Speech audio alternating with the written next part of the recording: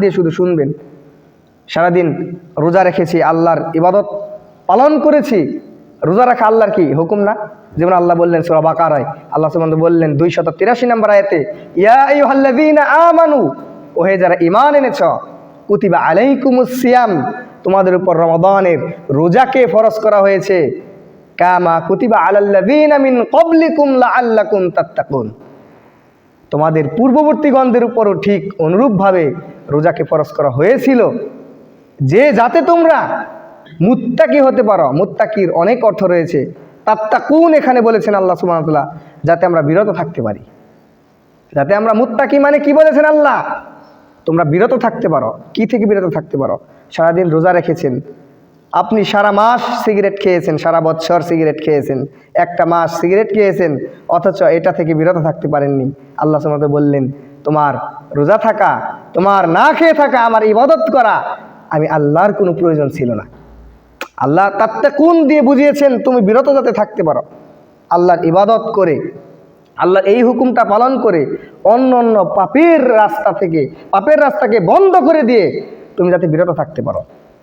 তুমি সারা মাস আল্লাহর হুকুম পালন করবে, সারা মাস তুমি আল্লাহর ওয়ার্ডার মতো চলবে, কিন্তু তুমি বিরত থাকতে পারবে না নিষিদ্ধ বস্তু থেকে, তাহলে রোজা রাখার কোনো প্রয়োজন নেই। রোজার অর্থই হলো আল্লাহর নিষিদ্ধ কর্মকে বাস্তবায়ন করা। আল্লাহর নিষিদ্ধ কর্মকে বাস্তবায়ন করার নাম হচ্ছে সিয়াম। আর সিয়াম এটার শব্দের অর্থ হলো বিরত থাকা। এটা শব্দের অর্থই হলো বিরত থাকা। কি থেকে বিরত থাকা? হালাল ভক্ষণ করে হারাম থেকে বিরত থাকা, আল্লাহর আদেশকে মেনে নিয়ে নিষেধ থেকে বিরত থাকা। আল্লাহ সুদ থেকে বিরত থাকতে বলেছেন, আপনি সারা মাস সুদ খেয়েছেন, 1 মাস বন্ধ রাখেন, 1 মাস চেষ্টা করেন, কারণ এই 1 মাস যদি আপনি প্র্যাকটিস করেন, তাহলে আপনি পরবর্তী 12 মাস ইনশাআল্লাহুল আজিজ কিছুটা হলে অনুধাবন হবে, হৃদয়ের ভিতরে একটা দাগ কেটে যাবে, বলবেন আমি মুসলিম, আমি রোজা রেখে যেইভাবে সুদ থেকে বিরত থেকেছিলাম, রোজা রেখে যেভাবে হারাম থেকে বিরত থেকেছি, রোজার পরেও ইনশাআল্লাহ থাকার চেষ্টা করবো ইনশাআল্লাহ। এটা হলো আল্লাহর ওয়াদা ছিল। আল্লাহ সুবহানাহু ওয়া তাআলা রাসূলের উপর এটাই নাজিল করলেন, এবং অন্যান্য নবীদের উপরও এই রোজাকে এইভাবেই ফরজ করা হয়েছিল, কিন্তু তাদের কোনো সেহরি ছিল না। তাদের কোনো সেহরি ছিল না, তারা সারা বছর রোজা রাখতো, একদিন রাখতো আরেকদিন ভাঙতো, এইভাবে তাদের রোজার নিয়ম আহকামগুলি ছিল।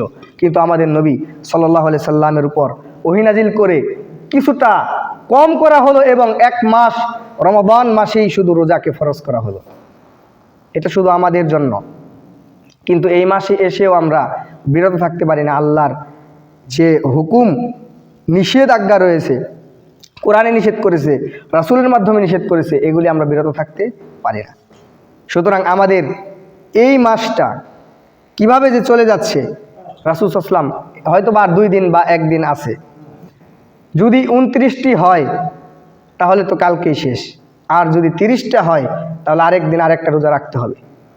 আল্লাহ সুবহানাহু ওয়া তাআলা বললেন, যারা রমাদান মাস পেল, রমাদান মাস চলে যাচ্ছে, চলে যাবে, কিন্তু তাদের গুনাহকে মাফ করাতে পারল না, তাদের মতো ব্যর্থ কপাল পুরা ব্যক্তি পৃথিবীতে আর কেউ নেই। আপনি 1 মাস রোজা রাখলেন, 1 মাস দাঁড়িয়ে সিয়াম পালন করলেন, 10 দিন এখানে থাকলেন, 10 দিন ইতিকাফ করলেন, কিন্তু একদিনও চোখ দিয়ে পানি বের হলো না।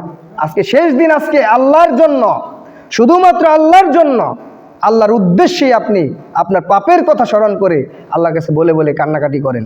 আল্লাহ সুবহানাহু ওয়া তাআলা সারা মাসের যে ইবাদত সবগুলো মাকবুল হিসেবে কবুল করে নিয়ে আপনাকে ক্ষমা করবে।